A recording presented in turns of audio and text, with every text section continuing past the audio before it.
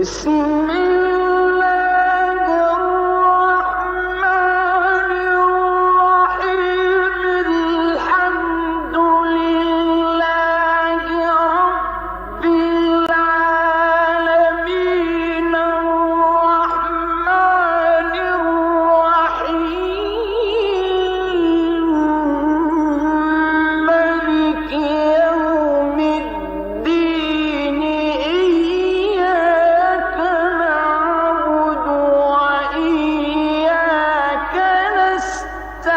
نستعين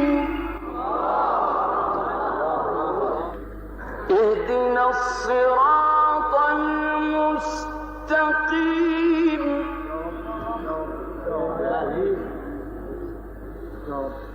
صراط الذين أنعمت عليهم غير المغضوب عليهم ولا الضالين ألف لام ميم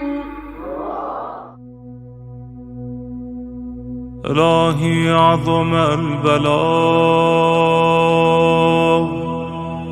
وبرح الخفاء وانكشف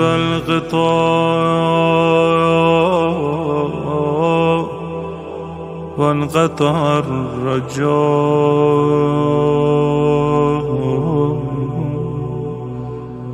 أضاقت الأرض ومنعت السماء وأنت المستعان وإليك المشتكى وعليك المعول في الشدة والرخاء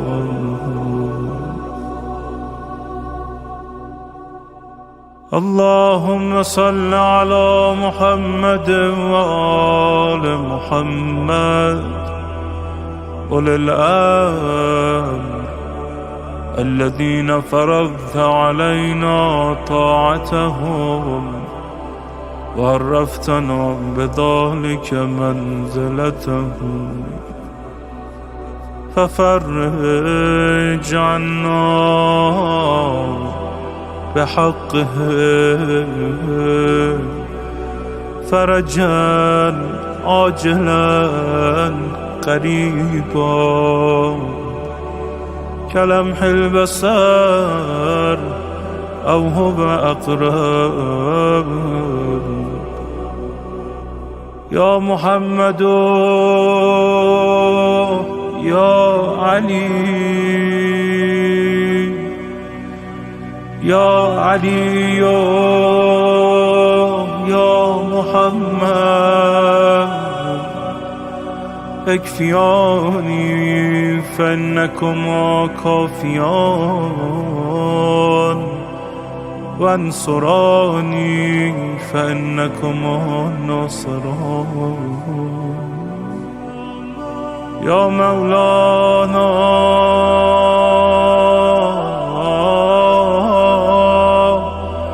يا صاحب الزمان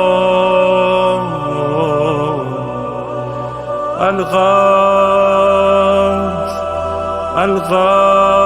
الغوث الغوث أدركني أدركني أدركني الساعة الساعة الساعة العجاب العجاب العجاب يا أرحم الراحمين بحق محمد وآله الطاهرين.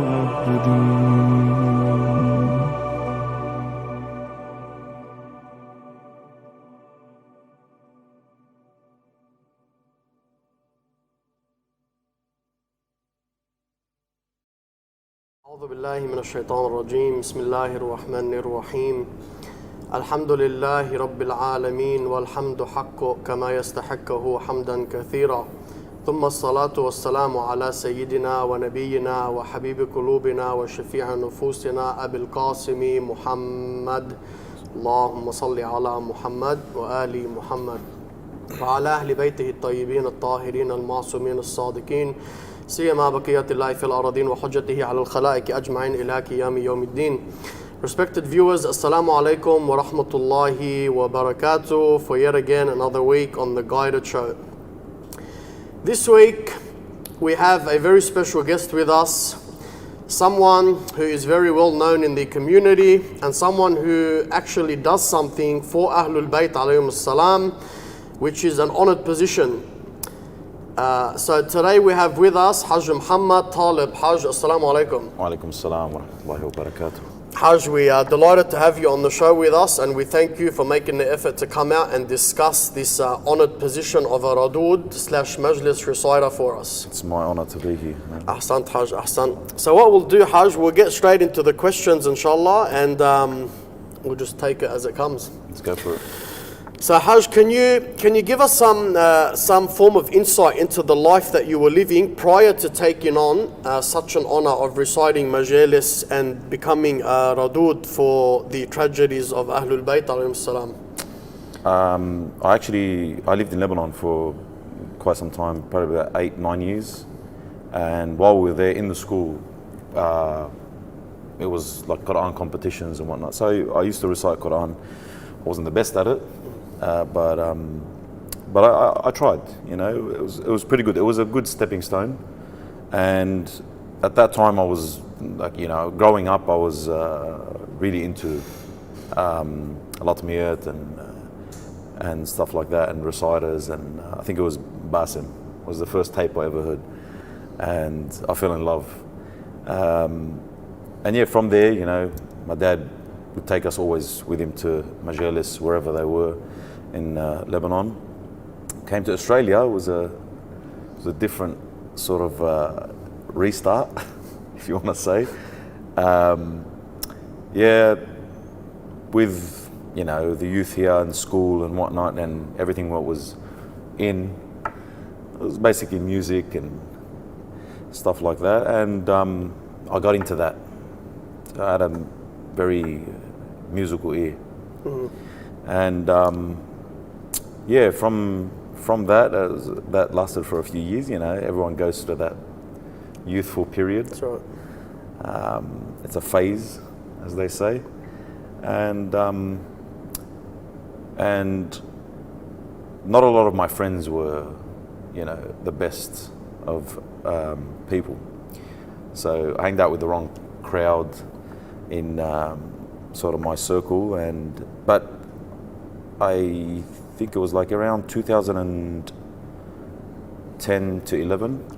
That's when I realized, oh, where am I going, you know, with this, and I started searching, you know, reading. I joined a group of boys, you know, they do dua every week, and we'd sit there, I'd recite dua. Yeah, I started learning from there, started getting some insight into it, started reading myself, and yeah, it was a good bunch of boys. I literally changed my whole crew to this new crew, new guys, and then yeah, I went from there.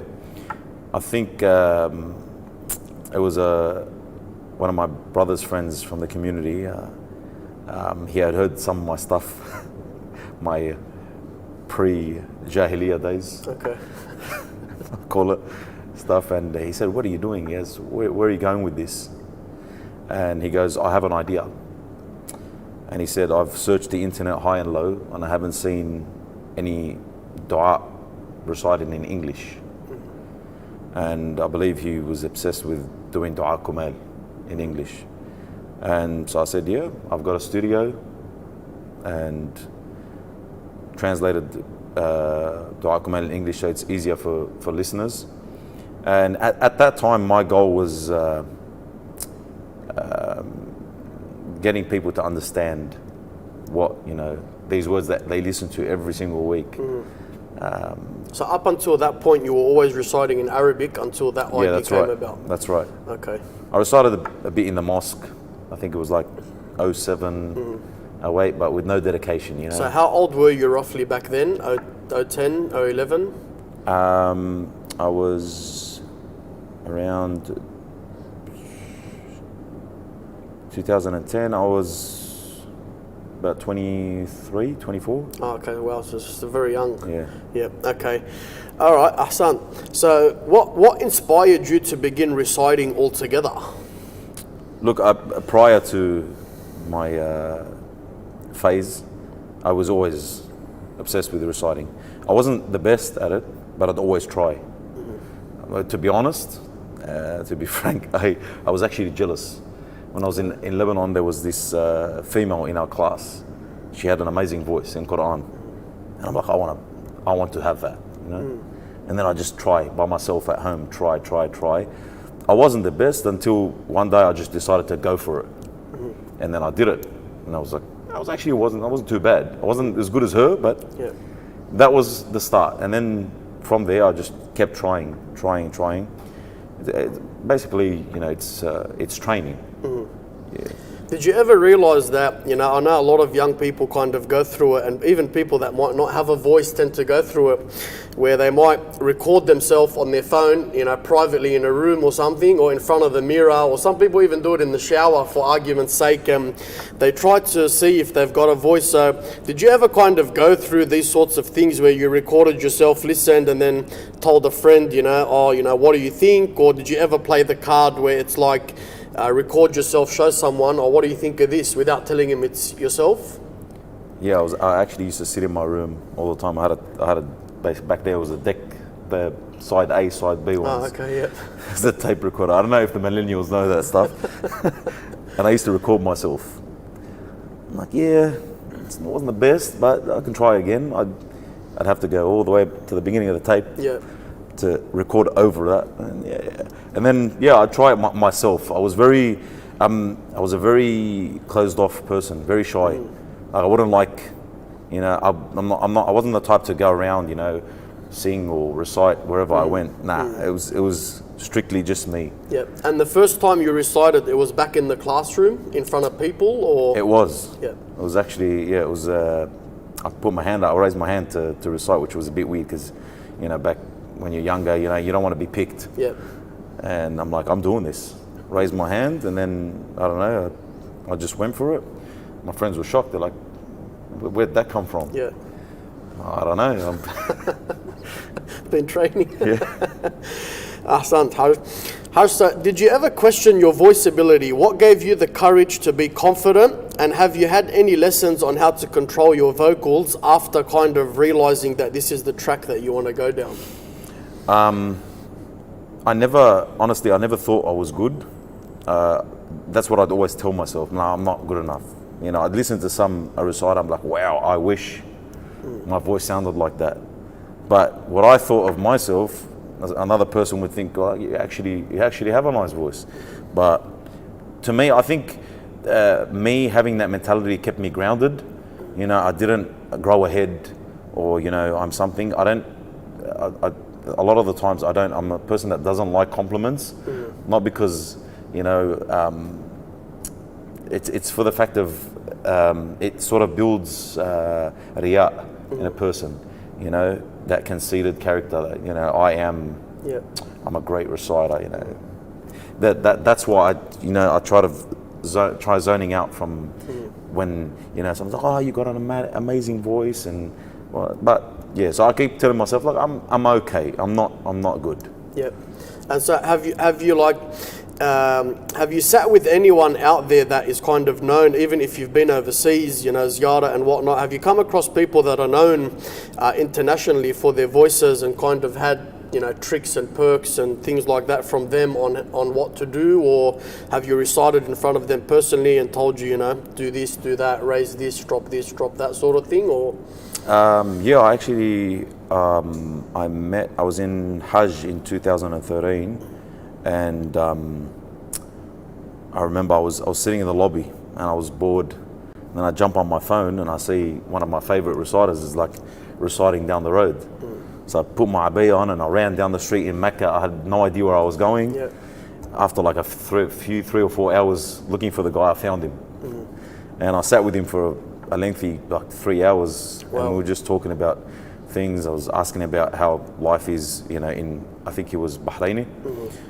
And I was asking him for tips and, you know, what he would do to keep his voice and, you know, all the sort of perks and whatnot.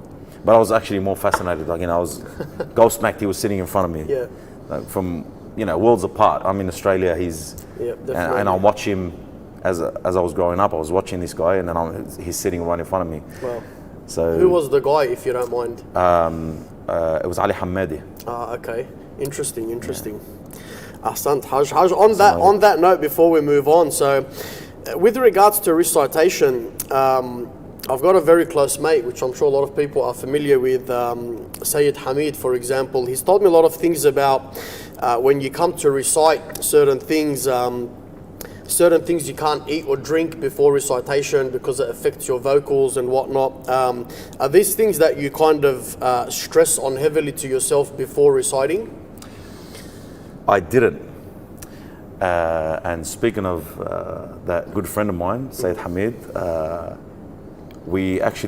that's a person I actually forgot to tell you about. He's another great reciter that, you know, I took tips from. I tell him, how do you do this and how do you hit these notes and do you eat these things before? Problem is, I'm the type that's very careless. Like, I eat whatever. He told me, like, you know, you can't eat chili or you can't eat these certain things. I'm like, I just can't help it. So I, to be honest, when I recite, I sort of wing it. Most of the time I wing it. Ahsant, Haj. What's the process in preparation for reciting? Also, with regards to sources, obviously being narrations, how do you filter the sketchy from the authentic? Okay, so when I first started, when it comes to reciting Latmiyat, you don't really need much. You know, I'm literally just copying some other reciter's word or a poem. Or usually in poetry, it's I think there's a saying in Arabic that whatever the poet, this is in grammar terms, whatever he writes, you know, it's accepted, even if it is wrong. But with the point of authenticity, Latmiyat is not, you know, it's just literally poetry. That's, you know, written, made up. However, Majlis reciting, that was a bit of a tough one when I first started.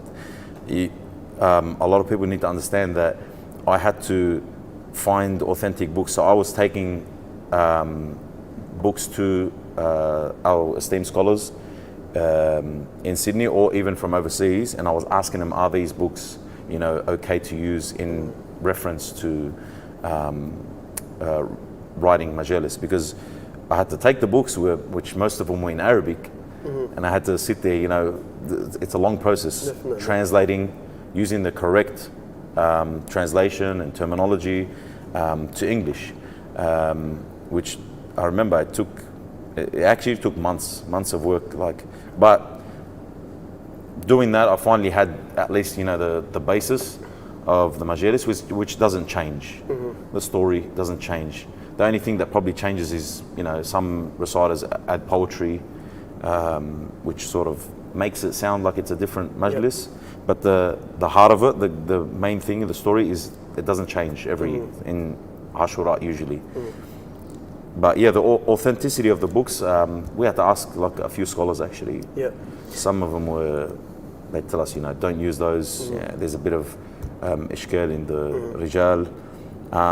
But the ones that I used to translate to English, the scholars were okay with them. They said, yeah, these are pretty authentic. And with regards to preparation, so obviously what people see is what you kind of express at the moment in time at a program or an event. But with regards to your preparation, is this something that you're preparing for a week in advance or hours in advance? You know, do you kind of lock yourself up in a room, compile it, go over it, read the same thing 100 times, record yourself? Like how high are your stress levels in regards to preparation? Honestly, as I told you before, most of the time I'm winging it. Okay. In regards to, like, let's say, for example, I have a majlis for a certain individual from Ahl Bayt, you know, I'd find the one that I've written already, and I'd try to find, I go on YouTube or whatever, and I look for reciters, you know, because every year they sort of tend to change their poetry, Right. or a new poet gives them something and they recite it, the style even. So I would take that, I'd jot it down in Arabic, then I'd have to translate it in English. So I sort of try to copy the same style as much as I can, even though it doesn't sound the same, or it doesn't have the same feel, because Arabic at the end of the day is very different. it's a different feel. But I try as much as I can to make it sort of like flow the same, so when you're listening to it, it's as if you're listening to the Arabic one. But in that regard, that was literally the whole point of me when I started doing Majlis in English. I tried to, because I'd look around and I'd see, you know, a lot of the youth, they had no idea what was going on. They know the story, you know. I think probably, I'm not going to say all, but majority, you know, they were crying because, you know, everyone else was crying, or they'd probably hear a word and, you know, because of the Arabic has that feel, you know, regardless of, and then you got also the voice of the reciter adds to it. But a lot of them don't really know the depth of the meanings of those words. So I try to translate it so they know what they're listening to. And they, and it takes a lot of time. It's not. Ahsan. Haj, moving on. So you kind of touched up a little bit on it. If you want to just speak a little bit more about it. So what made you go down the English language of reciting the Majalis and the Latmiyat, besides the fact of seeing a shortage? So, like, is this something that had ever crossed your mind before it had been brought up to you? Had you ever tried to do such a thing and thought it was an idea, or? Yeah, as I said, that friend of my brother's, he came and he started with the Dua Kumail in English. And when I saw how far wide it spread, it wasn't just like Sydney, Australia, it was other countries, you know, they were listening to Dua Kumail in English, and they're saying, like, I can finally understand what the words mean. And also, like, it's recited, it's not just, you know, narrated. I was sitting with a friend of mine and we're like, man, I want to sort of help the youth, because we'd go to a Majlis and you'd see the younger people, they'd sort of try as much as they can to listen to the Majlis, but they sort of doze off because they can't really connect. They can't really connect, they can't really understand a lot of the words. And most of the Majlis are sort of in Iraqi dialect, not Fusha. So me and my friend were sitting down and we're like, let's do this. You know, it's needed. So yeah, we went, sat down, started getting the books, got the okay from the scholars, started translating. Then as I'm translating, I'm like, you know what, let me add a poem here and there, you know, make it sound, because the Arabic, that's how they sort of start. They break it down in a certain way, the way it's always been done. So we tried to do the same thing, where it's like the poetry, the narration of the story, you know, conversations, then poetry, like, you know, mix it up. Try to copy the way it's done in Arabic. And I think I actually had to ask for it. I'm like, you know, please let me attempt this. And I think it was 2014. That was the first time I recited at Majlis at Imam Hussein Sana, IHIC in Radood. And I think first day was okay attendance.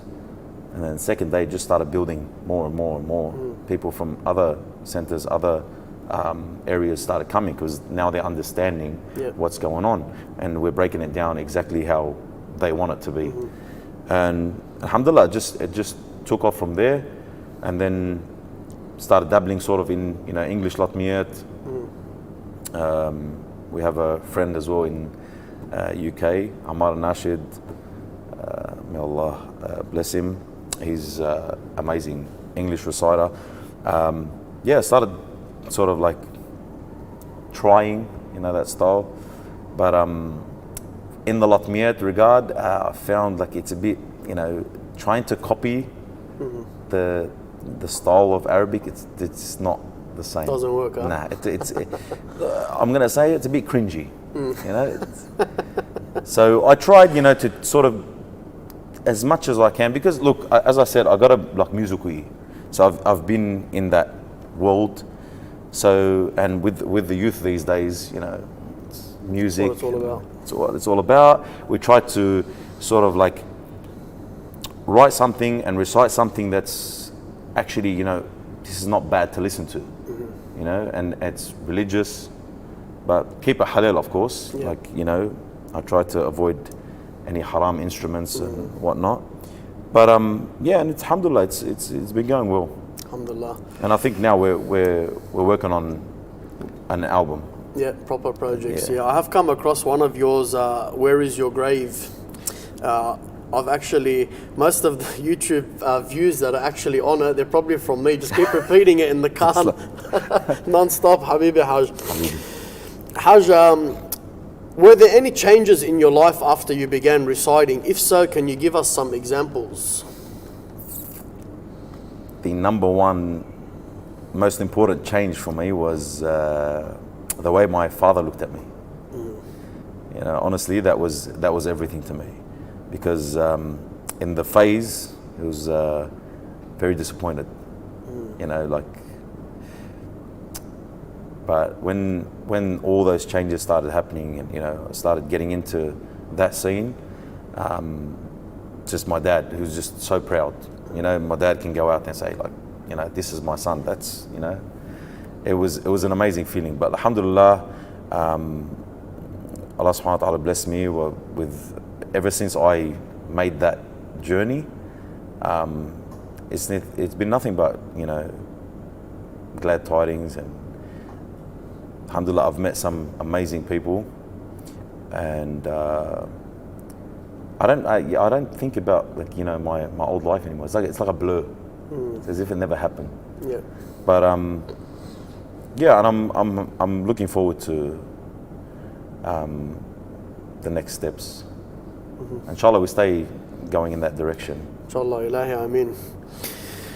Haj, did you? So we get into a bit of the technical side now.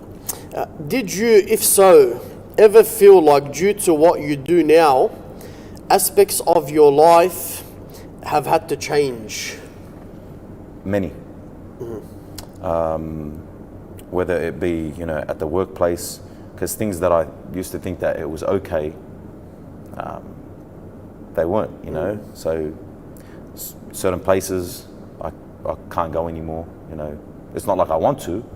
It's just, it's not a good image for a person to be, in my position, to be seen at places like that, or, or with certain people, or say certain things. Every aspect sort of changed in my life for the better, and I'm very proud of it, because, as I said, that's basically that door that I walked through opened up other doors for me. From the point of, friends, family, my mentality changed completely. I felt like a different person, completely different person, different ideology. Did you ever feel like, for example, usually, for example, you have the average person, they'll come to do something, let's say wrong or immoral, for instance, and they'll take a step back and they might think, for example, I'm sure we all sit back and think, God's watching, or if the 12th Imam was here with me, would I do such an action that I'm about to do? Did it ever cross your mind that, this, it's not haram what I'm about to do, but if someone was to see me, it's kind of immoral, I'm a reciter, you know what, I'm just going to back away from it. Did it ever kind of put a barrier there for you, where it's sitting in the back of your mind, and it's kind of like I can't do that because you know, people that attend might see me and it's not appropriate? Like, was it ever like a thing for you? Always, but first and foremost, to me, it's, you know, how Allah subhanahu wa ta'ala sees it. Then second comes, you know, like, as you're saying, like, I'm this person, should I be in a place like this? Yeah. Or should I be in a gathering like this? Whatever it be, you know, from, I don't know, these days, I don't want to really, I don't really give it, I want to give an example. Yeah. Someone might get upset, but it's reality. Yeah, definitely. It's the truth of it. Okay. And look, a lot of people get upset about it. You're like, oh, why don't you come to this certain thing or occasion or whatever? I'm like, that's how I have to explain it to them. Yeah. In that aspect. Like, I'm a reciter for, you know, Ahlul Bayt. I sit on the pulpit of Ahlul Bayt. Like, think about it. Like, I have to explain it to them that way. But in reality, it's me. For me, it's first and foremost, it's Allah subhanahu wa ta'ala. And is it, whether it's morally or immoral, is it halal or haram? That's right. In Allah subhanahu wa ta'ala's eyes. Then when it comes to what you're talking about, I have to explain it to them in that way. Like, you know, I'm this, it looks a bit contradicting, you know, if I'm in this place, you know, anyone would see it that way. If I was to see someone, I'm like, you know, like, what's this guy doing here? I thought he speaks, you know, against these things. Yeah, that's the thing. That's why I brought about the question, because, you know, we live in a day and age where, unfortunately, like, people can be very judgmental. I mean, you know, just by looking at someone doing something, you've already judged him within your own mind. You know, it's like, oh, I know that guy from this place, and oh, you know, what's he doing there? And before you know it, words out, you know. So, ahsant, Haj, ahsant. I think I read once a hadith for Imam Ali alayhi salam. I'm paraphrasing, but basically he says in it, like, don't blame the people, you know, blame yourself for basically allowing, blame yourself for putting yourself in that position of allowing people to speak of you, to speak ill of you. So that's how you think about it as well. Like, is it really my fault, or is it, you know, is it their fault? It's not really judging, because I put myself in that position. Yeah.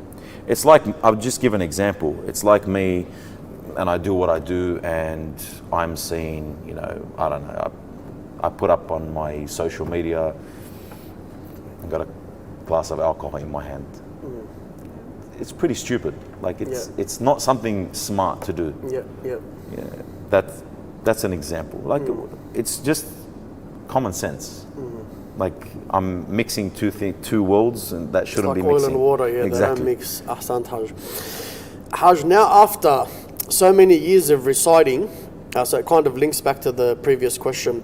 Now, after so many years of reciting, is it safe to say that you've become immune to your character and it's become a second nature type of thing, or is every time like the first time you've recited? With me, it sort of varies, man, because I sort of, as I said, like I told you, I keep myself grounded by always having that mentality that, you know, look, I'm not good. I'm going to do horrible. So every time actually feels like the first time. Sometimes I'm okay, but I think when I'm not on the pulpit for too long, it's like it resets. I think I recited last week, it was a majlis for Al-Banin. I actually looked down and I was shaking. I'm like, man, I've been doing this for a long time. I don't know why I'm nervous. I do feel like I try to keep it like it's the first time every time. It's got a different feel. Yeah. You know, because I don't want to lose that taste of the beauty of it. So yeah, it does feel like it's the first time every single time. Sometimes more than others, but yeah. Ahsant, Haj. And Haj, the last question, if you can direct it straight to the audience. What's your advice to youngsters out there who are too shy about showing their voice ability, and how do such individuals gain the chance to prove themselves? Try. As I said before, my story, I kept trying, and never give up.